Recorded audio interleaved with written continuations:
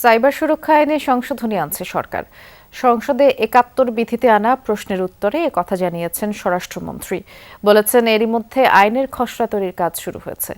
মন্ত্রী বলেন, এআই ব্যবহার করে সামাজিক যোগাযোগ মাধ্যমে গুজব, অপপ্রচার বন্ধের বিধান যুক্ত হবে এতে, আর যেখানে সরকারি কর্তৃপক্ষের হাতে কন্টেন্ট অপসারণের সুযোগ রাখা হবে।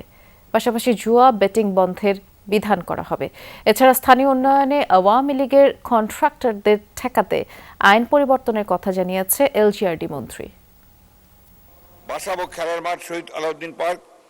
সরকার পরিবর্তন হলেও আড়ালে থেকে স্থানীয় উন্নয়ন কাজের দায়িত্ব পান পুরনো ঠিকাদাররা। সংসদে এমন অভিযোগ করেন সংসদ সদস্য আশরাফ উদ্দিন।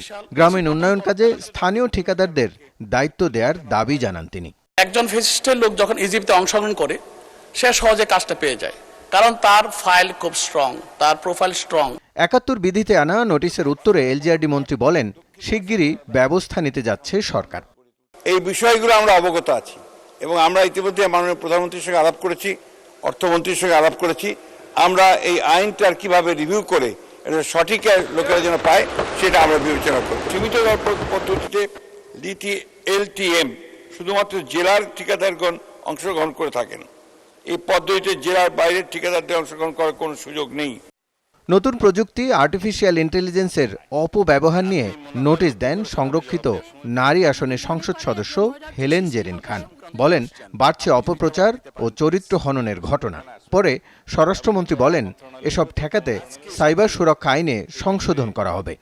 সেটা আসলেই মত প্রকাশের স্বাধীনতা কিনা সেটা পুনরায় সংজ্ঞায়িত করা দরকার।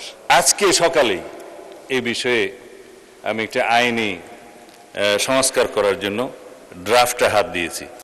পাশাপাশি আইন করে কন্টেন্ট অপসারণের ক্ষমতাও নিতে চায় সরকার। পাশাপাশি মাদক নিয়ন্ত্রণ ও জুয়ার বিরুদ্ধে ব্যবস্থা নেওয়ার কথাও বলেন তিনি।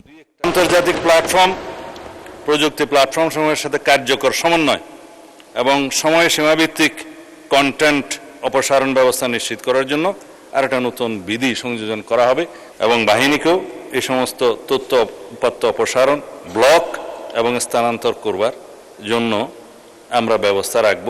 আশা করছি সংসদের এই সেশনে আইনটা আনতে পারব। ফাইনাল স্টেজে আছি। জুয়া প্রতিরোধ আইন, এগুলো ব্যবহার করে যে অপরাধগুলো সংগঠিত হচ্ছে তার সাথে মাদকও জড়িত। এর আগে বাণিজ্যমন্ত্রী খন্দকার আব্দুল মুক্তাদির বলেন, ব্যাপক সম্ভাবনা থাকার পরও আগের সরকারের ভুল নীতির কারণে চামড়া রফতানি হয় নামমাত্র। বিএনপি সরকার ইটিপি সক্ষমতা বৃদ্ধির উদ্যোগ নিয়েছে, যা চামড়া রফতানিতে গুরুত্বপূর্ণ ভূমিকা রাখবে বলে জানান তিনি। রাসেল আহমেদ, যমুনা নিউজ, ঢাকা।